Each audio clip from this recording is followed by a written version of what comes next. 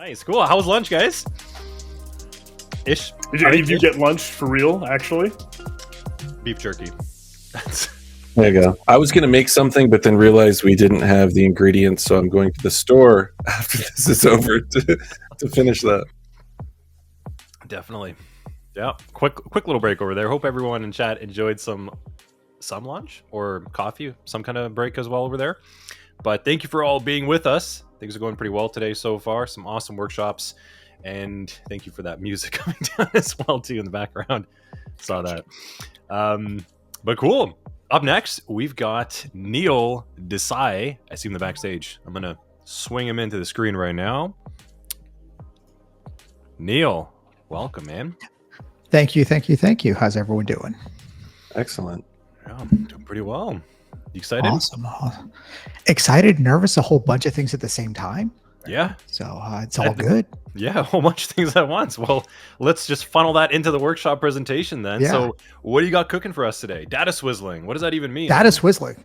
So this came out of the idea that a lot of people end up in a SOC, right? Their first role, and they get thrown in, and usually it's just, hey, I look at alerts and I triage alerts and I go through this process, but no one really knows what's in their SIM, what's in their data lake or whatever. And so this is the idea of you have no idea what's in there, but how do you make sense of all the data that's in there? How can you start understanding, okay, these are all the things I have to work with to answer the question, right? And I think about the question from the standpoint of who, what, when, where, how are the questions we're trying to answer, right? It's funny if you ever played the game Clue, it's very similar to the questions that you answer there, right?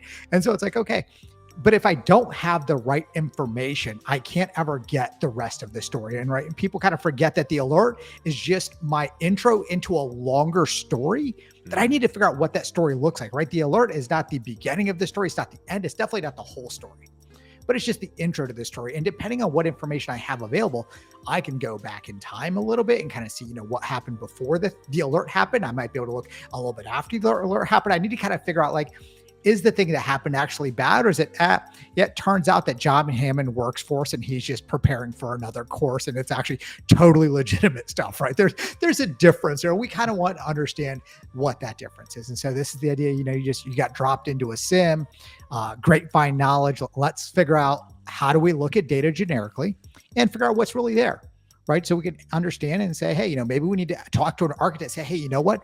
We're missing some data that would actually be very, very helpful. And this is how I figured out we're missing it, right? It could have been, it used to be configured and now it's not configured. It could be no one thought about configuring it, or someone made a guesstimation that it was on and it's not really on. So there's just a bunch of things for people to kind of think of and, take a note on. So when they go to their SOC job, they can intelligently ask, like, hey, what's really going on in my environment? I'm going to assume that, a lot of people dropping into a SIM today, most SOCs I talk to, they did not bring in their SIM. Their SIM is this legacy technology that got brought on from some other team, from some other time period that people don't know, like, how it got there, what it did, why it exists. It's like, okay, well, guess what? Let's try and make some sense of this thing, right? I see a lot of people saying SIMs are not great or SIMs are outdated or I'm like, no, I just think that you haven't done things right with a SIM. I'm not saying it's the best end all tool, but I think there's a lot of value there that people are just kind of forgetting about because they forgot about the basics. So this is a lot of basics. I know people are gonna be like, oh man, I don't want basics. I want something cool. I want to be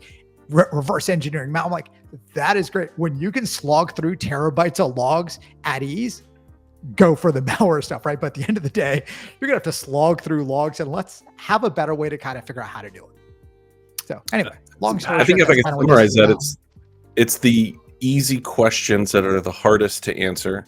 Mm-hmm. And yeah. I will then say anecdotally, seeing thousands of breaches over the past couple of years, most often it's due to misconfiguration and a lack of understanding of the foundations. It's the foundations that trip up people more than sophisticated, high-skill technical solutions. It's just you had RDP open and somebody brute forced it, and you didn't have a password lockout timeout, so you got popped. Yeah, that's it. Or I think it was like the Experian one, right? They let their SSL cert on their security device expire, and so they were missing all of the alerts. And if I remember correctly, the minute they put a correct SSL cert that was valid on there, they saw all the attack traffic. It's like, that's a basic maintenance thing, right? It's like, how do we stop doing these things and actually just do some basic, I guess, hygiene.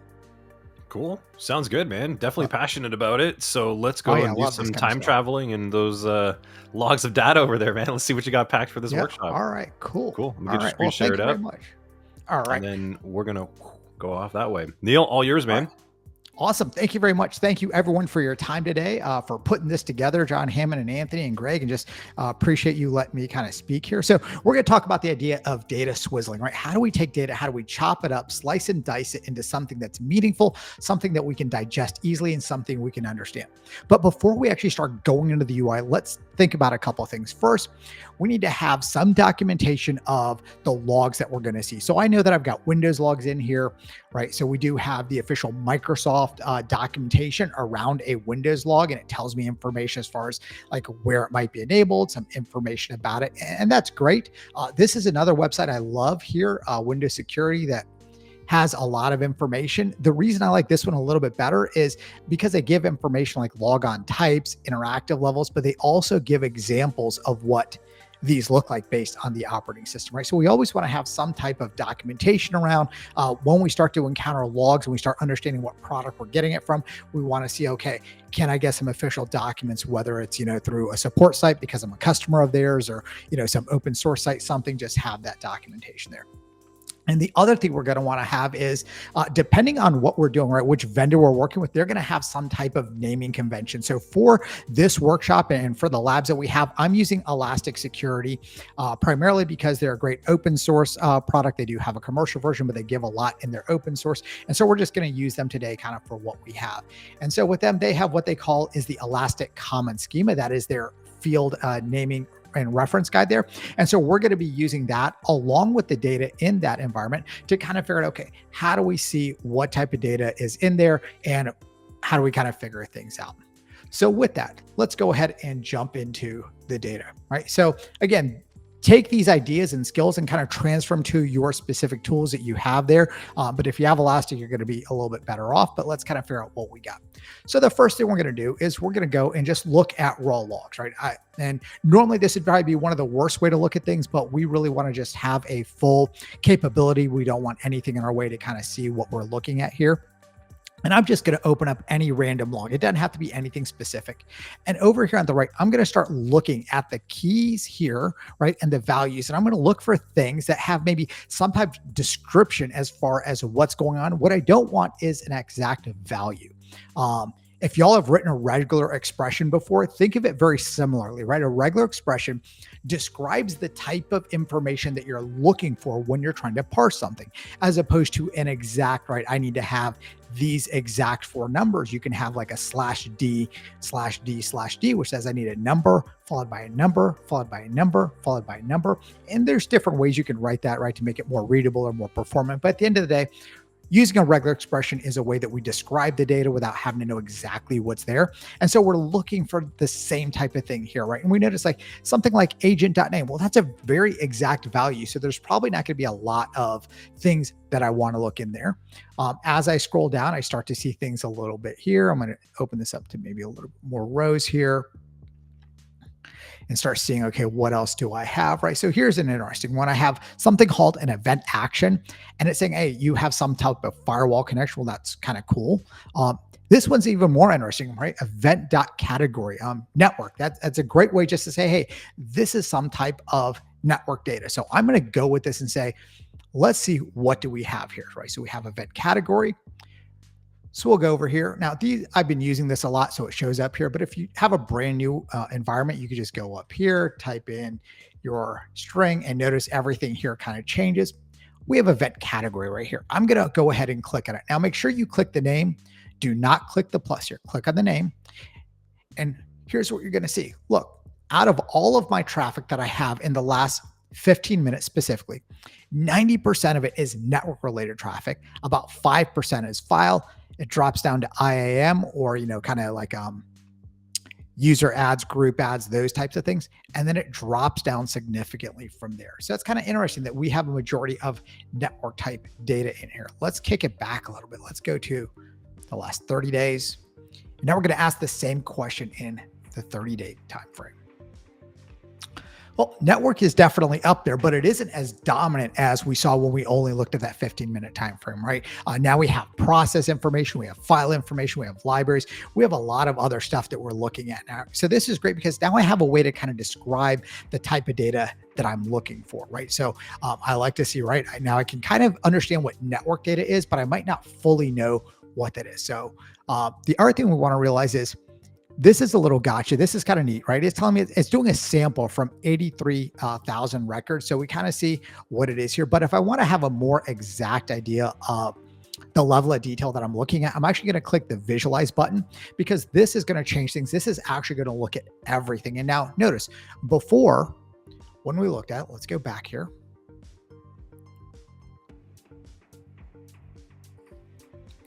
Right? First was network, then was process, then was file. And look at the percentages, right? Almost 50% network, then process, then file. But when we went to visualize, something changed, right? Network is significantly more than 50%. And guess what?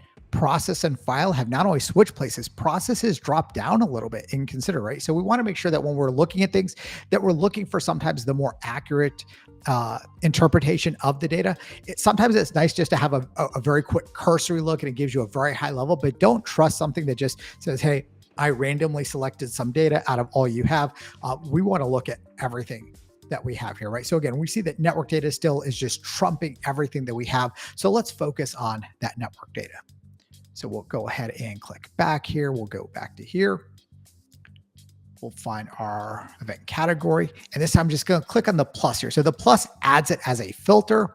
So you can see now, boom, all this. Now I can say that out of all of this in that 30-day time frame, I have just over 2.6 million related events to network. And that's great, right? So this is how we can start to categorize. And now we're going to look at, well, now that we've broken out network data, what exactly is network data, right? Because when it comes to mind, I've got all sorts of different network protocols I can think of, right? We got HTTP, HTTPS, SSL, SMTP, FTPS, like it just goes crazy though.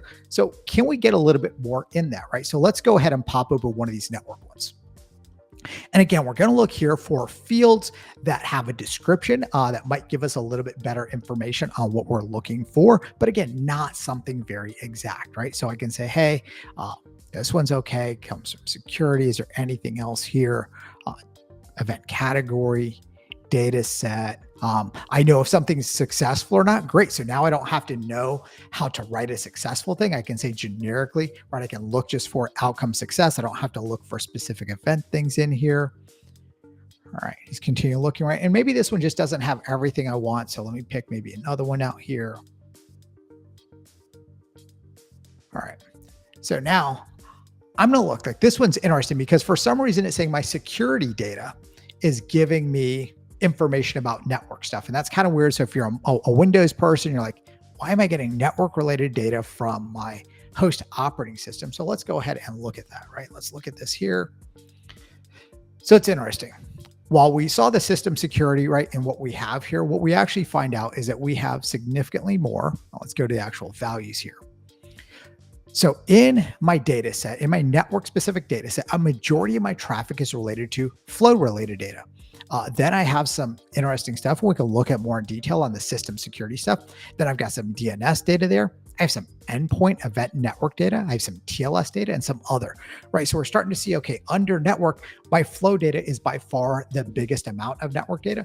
But let's see what this looks like over here. System security, it's kind of a weird one. Let's see what we have when we do that.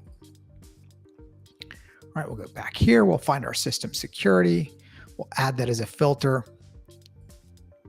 Now we start looking, okay, so it's coming from our security event logs, which is kind of weird, but it is a network event. So if we look at 5156, right, what kind of event ID is that? So can we go over here? Let's see, can we have him tell us what 5156 is? Maybe we'll cheat up here. Cool. So it's the Windows filtering platform has a lot of connection. Great. So even though it is the host operating system giving us an event, because it's specifically from the firewall, it's been categorized as a network event. Great. So now we know, even though, again, it's a host thing, normally we'd consider that a host log, that we do have some network stuff in there, and we do have a lot of stuff related to that. So we can assume that most of this is going to be related to that, right? And we can look here, we can then pick apart maybe the event codes. So if we go here, let's look at event.code.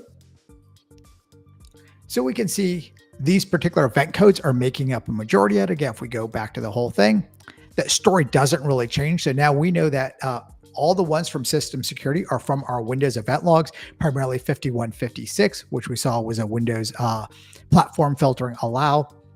And these are related to it as well. And so we have an idea again of what type of information we're getting here. So let's go ahead and click back here.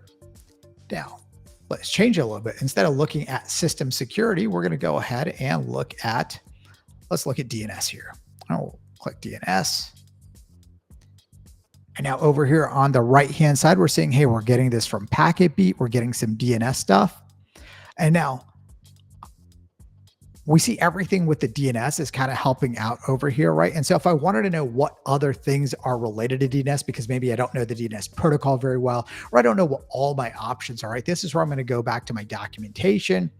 I could go to the field reference. I'm going to go to DNS. And now I can say, here are all the specific fields that could be there. Doesn't mean they're all going to be there, and a description of what is in there and maybe some possible values, right? So this kind of helps me understand what I'm seeing here. So now I know I have some level of DNS data in there. So if I wanted to do things about DNS exfiltration or looking for specific DNS domains being looked up, maybe it's related to malware, maybe it's related to a C2 or whatever, I know that I have some data related to that. However, I also understand where that data is coming from as well. So we're starting to break down things here with DNS. Now let's try a different one here. Let's go with flow related data. And if you're not familiar with flow data, right, this is a great way for us to understand the type of traffic that's going in and out of a system. So if we look here, we've got flow specific data here. So we have the destination port. We can say that there are 7 packets here going on. We can see how long this went on for. We can see it's a connection event. We can see a lot of information as far as this. So this is a great way for us to kind of know what's going on. This is interesting, right? Flow traffic final is equal to false. Let's go ahead and change that, right? So let's filter for this value. We're going to go ahead and edit the filter here. We're going to change this to true. And now let's look at one of these where it is true. So now we can see that with this particular thing here, we have 19 packets in this conversation. It was a TCP. We have the source bytes, the source packets. We have the source port. So we have more information now as far as what was going on with this specific connection, right? So we're starting to understand what type of data we have available. So when we get an alert and we have to answer more questions related to that alert or give more of the story, we have this type of stuff available to us. Now, let's break things down a little bit more. Let's see what agent collector is leveraged between Elastic and the server. So right now, for this, I use the Elastic agent, which was deployed via Fleet. There is a great project out there.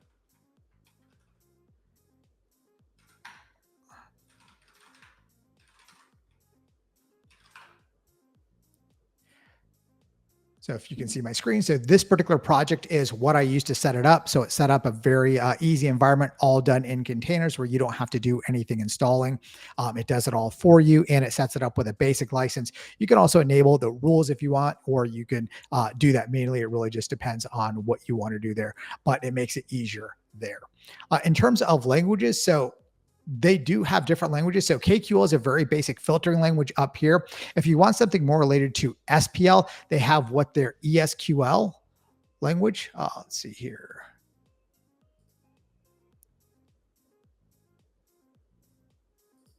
I don't know what. Oh, here it is. Try ESQL. So if you do this, then it's a piped query language. They have great documentation around that. So that's going to be very similar to Splunk's SPL, or that's going to be similar to Microsoft Azure Custo query language. Right. So now we know that we can see some type of data. We've understood that we've got network data, we've got flow data. We also have this thing called a true. So it's really good for us to kind of see what's going on there.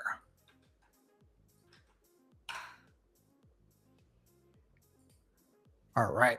So now that we understand that, right, we're starting to break up this idea, right? So now we understand, hey, I've got some network data, I've got some flow data, I've got some other data. Let's see what else we have there, right? So we've got this flow data. Let's see what else we had related to that. Right here, let's check out this one. So we definitely have some endpoint stuff that also has some network data. Cool. So what does this mean? What does this look like here, right? So we have some endpoints giving me, oh, interesting, right? So I'm getting some lookups here. So this seems very similar to DNS, right? And it's definitely DNS. Look, we got port 53. So interesting enough, we might have some duplication of data here right now. If anyone, right, is thinking about this, why would duplication of data be bad, right? Whether you're a SOC, whether you're the engineer, the manager, the analyst, do you have ideas of why having duplicate data would be bad?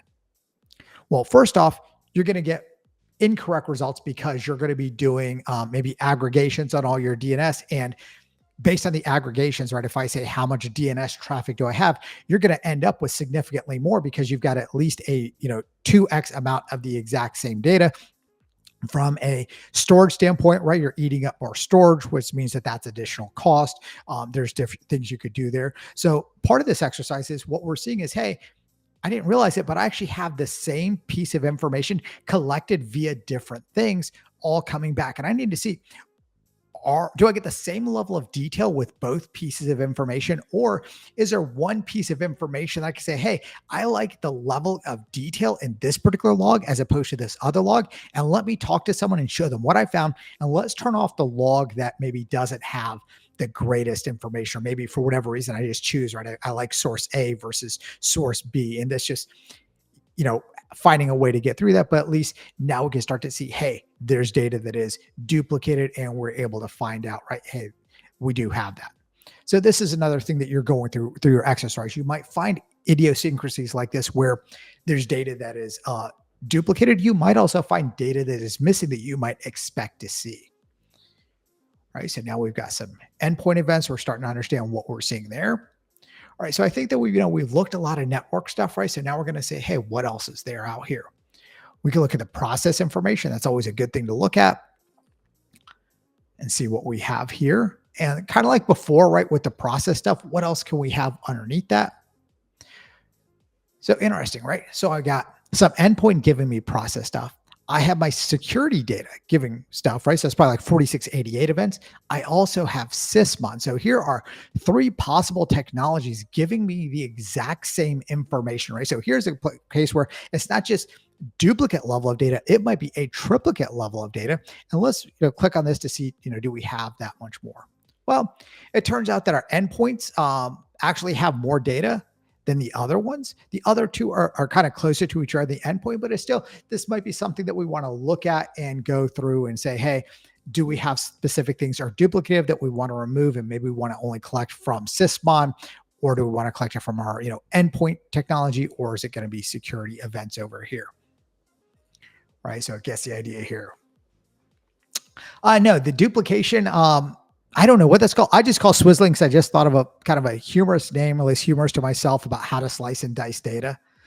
And I just thought Swizzeling was a good term for that. I don't really have any good reasoning why or anything like that. There's no technical jargon. There's no history or anything it goes with. It's just something that came to off the top of my head when I was doing this. And maybe with that, maybe people should let me come up with talks for our names for the talks. They should just tell me what you're going to do.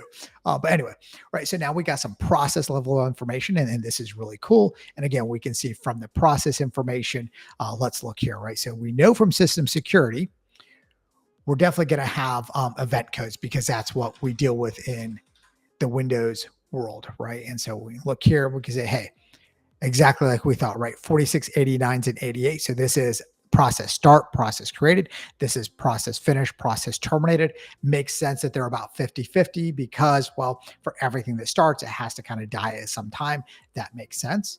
Now let's go ahead and look at someone else's version of that, right? Let's get rid of event code.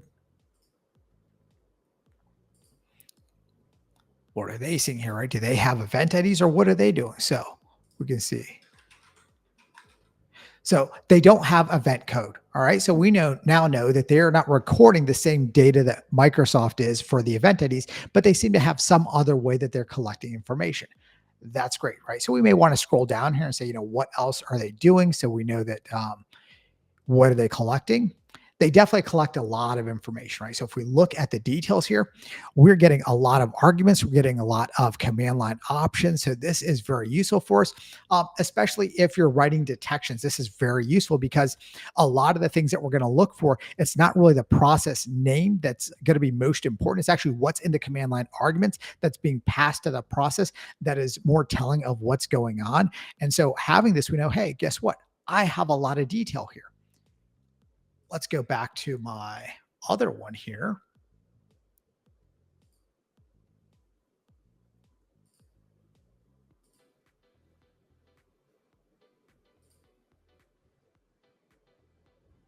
And I know that it's going to be event code. So let's go for the event code. And let's go 4688 is the start. Now let's look at the detail here. Now notice here I have process information, but what I'm missing is process command line, right? And that's kind of something that we definitely want, like I said, because that's where all the detail really is. So in this case, I might say, to someone, hey, you know what? I'm glad that we're getting the process level data from our Windows event IDs, but unfortunately, it's not giving me all the information I need as an analyst to do my job, or it's not giving the detection engineers the right information they need to do their jobs and right detections. It's not giving the threat hunting team. It's not giving the incident responders. Like a lot of people are just going to be left with kind of a quizzical look because they can't find everything they need in that specific log file. But if we look at this, let's go back. Let's see what does Sysmon have to say. Let's see, what do we get there?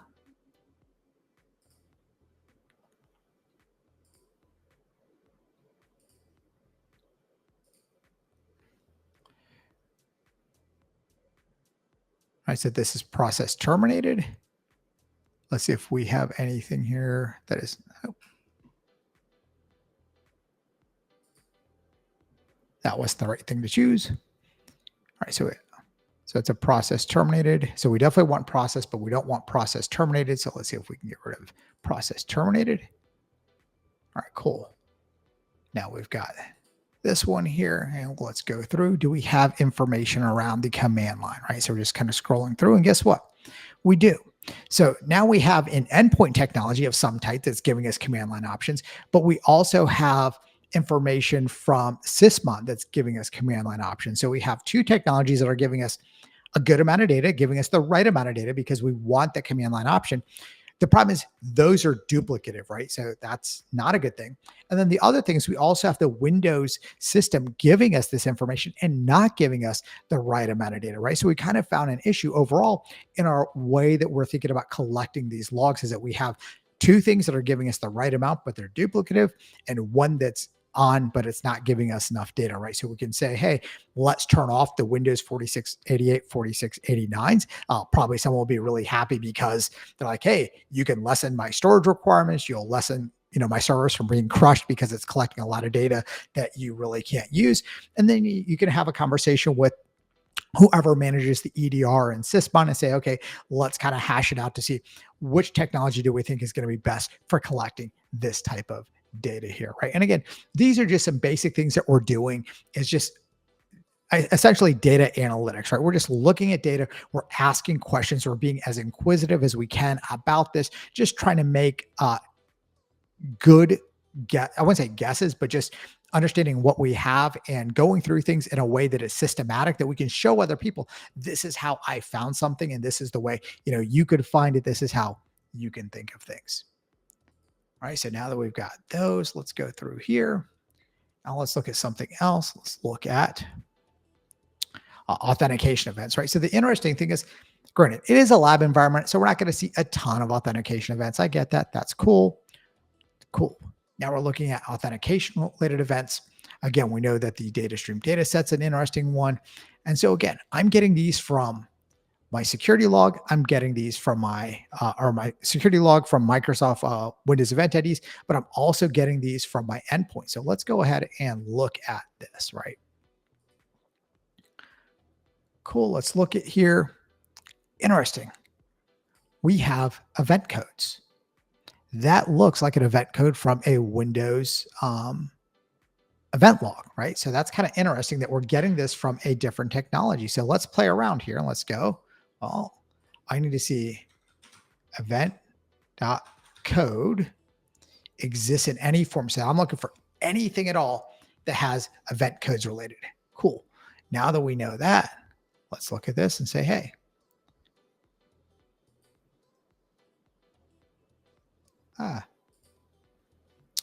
so we know that we're getting almost duplicative information between these two. For some reason, we're getting some more here that we're not getting here, but these event IDs also may be something that we are collecting somewhere else in another log. They may not come in the regular system security log. So this is something that might take more time to look through to figure out what event IDs are collected here versus here, right? And we can go back and kind of look at that. So we know we've got that.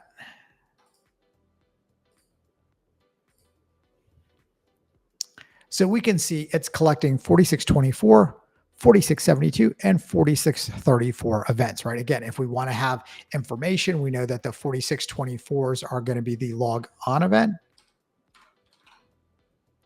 right? So we know that we've got log on events, which is great.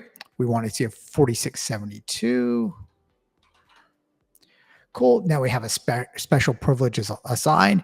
We'd have to look through to see what exactly does that mean. Is it something that's valuable for us, or is it something that we can just say, hey, let's not collect this or throw it away or do something else with it?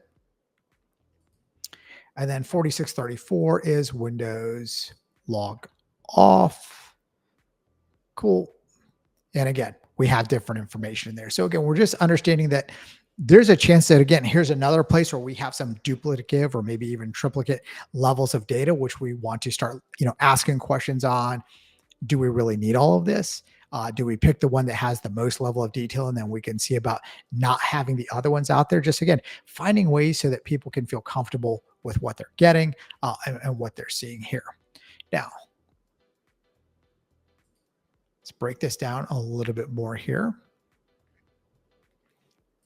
Get rid of event code, get back to 0. Probably should go back to.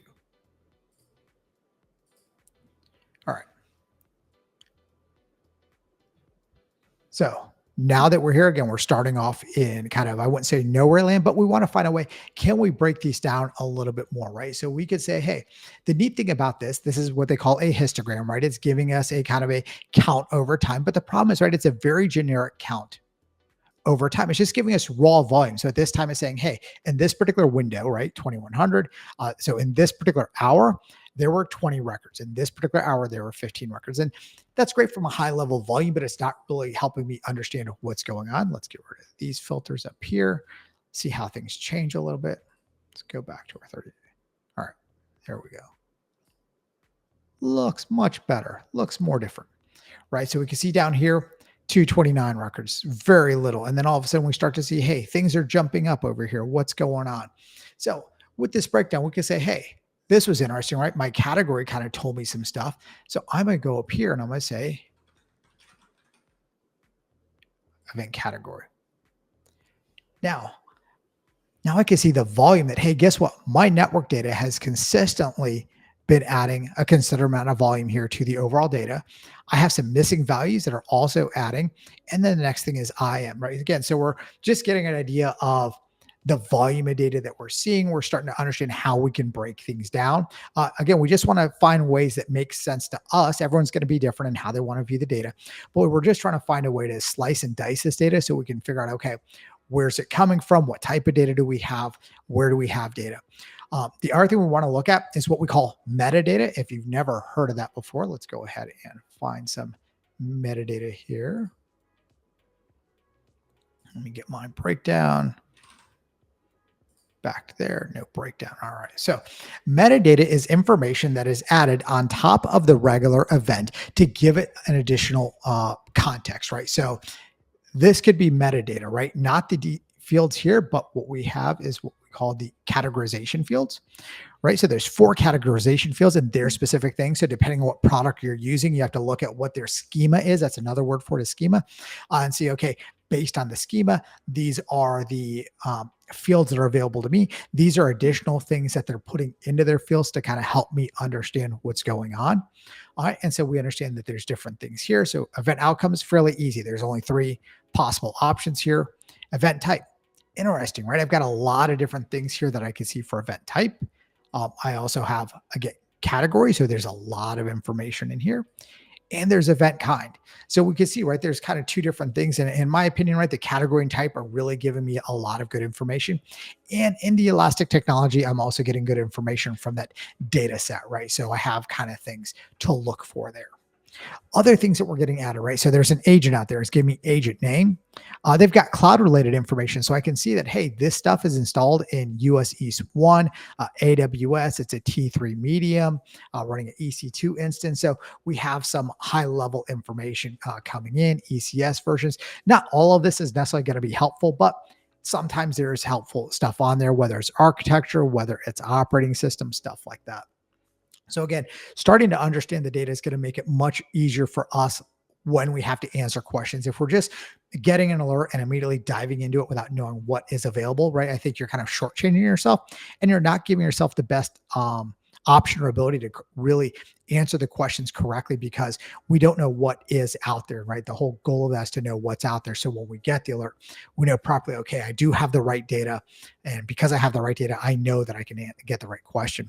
One thing I ask people is, right, if you do a search for a particular thing and you get 0 results back, is it because the activity never happened or was the activity not recorded? Right? Or was the activity recorded and just never made it to your system, right? And those are things to think about because it could very well be that it used to be recorded when someone set it up initially, and over time things have changed and you no longer are getting that information. Something could have been broken in the middle of the data event stream and you're not getting the data. So we really need to know what is available so that when we ask the question and we get back no results, or when we get back whatever results we do, we can feel fairly certain that that is the right amount of results that we expect to get and that those are the right results that we can kind of count on because we're making informed decisions, right? We're saying, hey, something is being broken into, something malicious is going on, and we want to be accurate about that. So going back here, right, we start to look at some of this high level information. We start to look, what else can we figure out here? We're going to go into breaking things down really quick.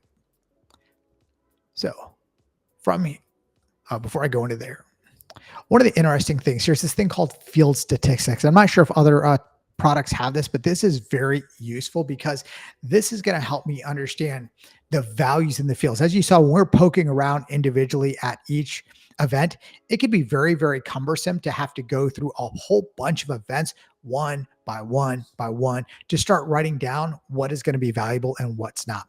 Now, this is a very computationally expensive process. So in your lab environment, if it takes time to complete, don't worry about it. Again, it's going to take a little bit. But what we have here is the type of field, not as important for us, but we have it. Field statistics, right? The name here, this is important because this is our field name. How many documents have this particular field in it, and how many distinct values are there? And so this combination, I think, is going to help us understand, is this a field that has some type of value? Right now, granted, timestamp is always going to be valuable, but let's be honest, right? You're probably not going to want to chart the timestamp field because they're all unique. I can see, hey, guess what? In this executable, target process executable, there are only 3 distinct values. That's kind of weird. That's not a lot. So let's see, what do we have there for target? Okay, well, guess what? Doesn't mean I really need to look at a lot, or I might want to look at this more. Again, we're only looking at 83,000 records versus the total number of records that we want to look at, which is just over 3 million here. Right. But I can look at things like, find something here.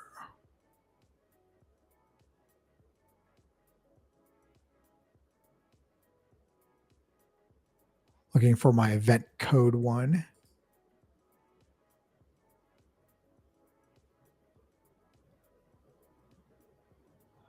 I got rid of my thing here. Let's try this again.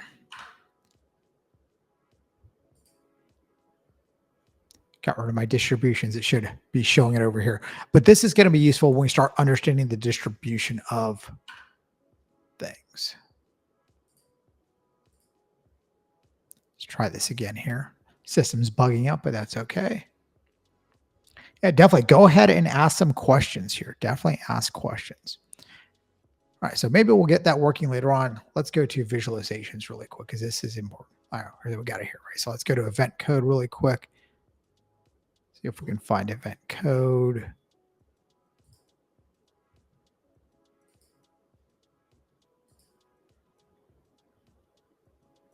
Cool. Right. So here we can see that this particular field, there's 156 unique events, right? That's a good amount of unique events. It's not crazy like event created just has way too many because that's a timestamp field. So we understand that's going to be unique. Let's not worry about that. This one's interesting here, and then we can click on it. And we can see, right, this is the most used event code. So our top two are actually from Sysmon, and then we get the regular Windows logging. So these are just different ways that we can, again, slice and dice the data to start understanding what we have. So it helps to know the logs that you have, having access to documentation around the log source to see, hey, it says that it could generate this event. I don't see any in my environment. Let me go ask questions to figure out why don't we have it, as well as just you having an understanding of what you have going on. And one last thing really quick, cutting it close. I know we're going to get to Q&A really quick. We'll go ahead and create a visualization here, right? So if I wanted to get a breakdown really, really quick, right? So I can take this. Now this is neat because this allows me to do things very generically. So my vertical axis is going to be timestamp. Actually, I probably should do that. Horizontal timestamp. Records is going to be my vertical axis, right? So this looks very much like my bar, but let's add something, right? Let's do this. Host.name, or let's do host name. We're going to break this down to what we call a breakdown. Add this to the breakdown. So this is interesting because it is going to break down how many events were generated per host in that given period of time. So we can see that one specific host is dominating the events, followed by this one, followed by this other one that is extremely small, right? And then I could switch it to a line chart. I could, go back to my just a vertical chart where things are here. I personally like this type of stacked bar chart because it just collapses the information, makes it more visually appealing, and helps me understand it a little bit easier. But just again, different ways to view data there. So what are several mistakes a beginner level SOC analyst face when going through logs? To me, it is not understanding their tool enough and not understanding the actual logs that they have, right? Because you're kind of thrown in an environment and meant to work immediately. And there's probably not really documentation on, hey, we've got these log sources and we can verify that these log sources are coming in, that, we know they're coming in. We know what the audit settings are like. So this is the expectation, the type of events you should be seeing from them. And we validate them every so often. So when you do your searches, you can have a good feel about what you're getting there. That's, I think, probably one of the biggest things is kind of like a grapevine, right? The SOC, just people assume has existed for a long period of time. People don't know how it got there. People didn't know what's coming in or why it's there. They're just like, hey, this is your SIM. Here are your alerts. Go deal with it. It's like, okay, that's great. But I need to know, I want to know the whole story. I want to know how much of the story can I tell with this. I've seen people where they set up a SIM where it only had alerts going to it, right? And the problem with alerts is there's not a lot of story in an alert. It's just like, hey, here's an alert. Here's an antivirus alert. Here's an IDS alert. Here's an EDR alert. And the EDR might have more data to it, but it doesn't give you the full picture that you might necessarily need. So to me, that's why I wanted to kind of put this together, is to help people understand how can you go into a lot of data that you have no idea what it is, but still make sense of it, right? Because that's the important thing, is you be able to get some type of value from your SIM and say, hey, maybe I'm between alerts, or I come in a little bit earlier. Maybe I asked, my SOC manager, whatever, can I just sift through the alerts and document it for the rest of my team? I think it'd be, hugely valuable to any SOC to be able to have actual knowledge of this is what things look like at this point in time. More questions?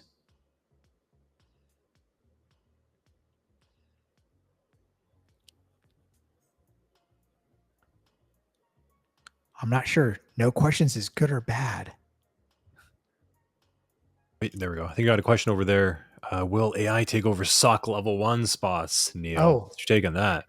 Oh man, that's a hard one. I think there's certain things it can do, but there are other things that it can't do. Right. The problem is that I have not seen SOCs have Slack's seen a lot more flexibility. Right. If all I do is I follow a very specific process, the problem is the minute that an attacker deviates from the process that I have that may work to catch them, I'm out of luck. I am not a big fan of having such a strict process that doesn't give people the ability to use their human mind, right? Their thought process, right? You're creative people. You think about things differently depending where you came from. Like utilize that to go, okay, this is how I see the story playing out. This is what I think I should do. And I think AI can definitely help things go faster, but I think it can also go the wrong direction. I think there's just a lot of unknown there right now. I've had good examples of things where AI has helped me move a lot faster when doing something, but I've also seen it where AI wanted to take me down a bad path and I had to sit there and fight with it and eventually just kind of give up on it and do my own thing. Yes, Bash will exist forever. Bash is awesome. It's kind of like Vim, right? You're not getting rid of it. You can create whatever new thing you want. PowerShell exists on Windows and Unix now as well, but Bash is going to be around till the day we die. It'll probably outlast most of us. Love Bash.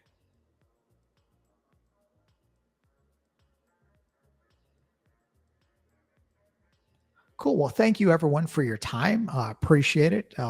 Thank you for sticking around, and I'll be in the Slack answering questions if anyone has any on there, and I'll be around here and there. But thank you so much, everyone. Cool. Well, Neil, thank you very much. Great presentation, great workshop overview, and I just see a wall of John. Wait, there he is. Okay, there he is. Hello, John. Wall of John. Wall of John. That's a new term. A wall of John. That's OPSEC, right? So Yeah. But very cool, man. A lot of good insight kind of share, right? Trying to be able to figure out the right sources, right event fields. I've definitely been there myself saying, where the hell is this event? I know it's there and it's just completely out of sight or just a different name, different term. It's not being shipped. Been there. So, yeah. And if you don't learn and document it, you're never going to know when it changes, because it will change. Some other engineer, some other process, somebody's going to do something that's going to manipulate your data that you don't expect. And if you're unaware of it, it's going to be months before somebody finds it, and usually at the worst time. Yeah. Trust but verify. Mm-hmm. That's the way to go. Got second for a story, or are you guys on a rush here? Is it a good story? It has to be a good story. It is about trust but verify. Okay, well then. Right. Let's I'm go working. I'm working at the SOC, and they're like, hey, we got this IDS stuff. And I've been doing IDS stuff for a while. And you learn after a while when you start looking at IDS events, whether something just feels right or not. There's like a gut feeling. I'm like, this thing is monitoring their internet, but the alerts don't look like they're on the internet. There's something wrong. And we argued for a while. And I think they finally just gave in to me because they were tired of me complaining about this every couple of days. They said, fine, we're gonna look into this. Well, it turns out this very well-known MSSP that they wouldn't tell me whose name is, had installed the IDS in the wrong part of the network since day one. So they've been paying thousands a month for the IDS to look over there when it should have been looking over here. Mm-hmm. Right. And it was that whole thing that you got to verify. And a lot of these things aren't done maliciously, right? I remember one time there was a kid walking through the data center and he tripped over my network cable and yanked my span port out and just took the cable, found an open port, and just shoved it in. Well, of course, everything looks all right. He didn't understand it was a span port, but we understood the implications of, hey, my IDS is no longer plugged into somewhere that actually see data. That's a bad thing. And, we're able to recover from that fairly quickly. Right. So there's always, you got to have these things of knowing what are the options of what is available. That's one thing. Then there's what do I actually get? And then there's what do I actually use, right? Because a lot of times they're just stuck in the world of this is what I use. And they make the assumption that what I use is also what I could get, what I should get. And that's not always the truth. And then periodic validation of that always goes, because product updates can always change things. An intern showing up can change things. A new hire can change things, because this is how I did it at my last job, right? Famous words. And there's a lot of non-malicious reasons why things can happen that have a negative effect on your ability to do your job. There's a lot of benign insider threats out there. Yeah. Friendly fire is not so friendly, is it? That's right. Cool. Yeah, Neil, really good stuff, man. Accuracy and precision as well too. Always tough to juggle that one. But cool, Yeah. man. Great workshop. It's there's definitely a lot more to do inside of the workshop itself too, Yeah. which is awesome. Good questions from chat as well too. Thank you everyone for getting engaged, getting some content out there to have Neil share his insight on with those questions. So really, really good. I think. Cool. Thank you so much. Yeah, thank you. Thanks for coming on, man. Yeah. Neil, have a good rest of the day over there. If you want to catch him, he is very responsive and helpful in Discord as well too. Hop inside Discord, shoot the questions over to Neil. He can tell you anything and everything about elk. I've seen it. I've heard it. He knows elk better than I think the original developers, I might say. I would not go there. No, I might say. Okay. No. Shai is very, very smart person. I'm very fortunate to have met him when I worked there. I spent 6 years working there, which is why I know I was fortunate to come in at a time when they didn't have security yet. And I watched them grow into the security product that they are and kind of in their journey. So definitely a lot of smart people, but no, I do not know more than Shai. Good stuff. Awesome. Thank you, Neil. Have a good rest of the day, man. We'll see you in Discord next. Have a good one, everyone.